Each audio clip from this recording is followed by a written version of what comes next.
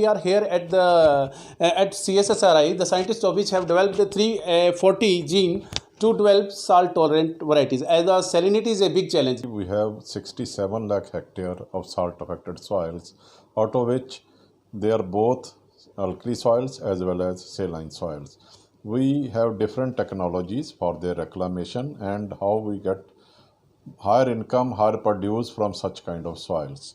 And in this way, while we are having the different technologies, first one is the reclamation on the part of soils, how we can reclaim the soils, and only then we would be able to grow better varieties, we can get better produce.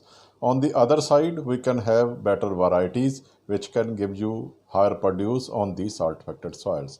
CSSRI has already given many varieties in rice, that is 10 varieties, in wheat 5 varieties, in mustard 5 varieties, and in grain, that is Karnal Chana 1, that is 1 variety. Around and in coastal region also, CSRI has already released 3 varieties of rice. So in this way, by following the traditional methods, we have developed these salt tolerant varieties which are giving us much higher yields, and farmers, they are getting higher benefits by growing these varieties. But as the time is progressing, we are also following different methods besides the traditional methods by crossing different varieties. Now we are following the biotechnological approaches, the newer approaches.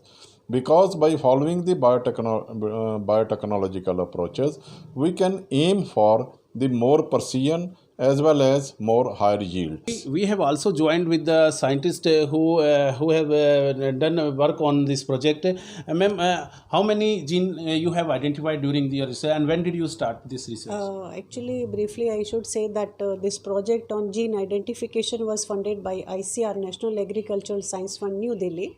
And under this project, we are working on the grass halophytes which have been collected from run of Kutch, Gujarat, because that is extremely saline conditions. So the objective of the project was that the plants who are surviving at such a high salt concentration, what actually genes are responsible which are providing the tolerance mechanism. So using the next generation sequencing data and the various bioinformatics tool, we have so far identified 340 genes which are differentially expressed under high salinity concentrations. And out of these genes, now we are validating few genes which are directly involved in imparting tolerance against the salt stress.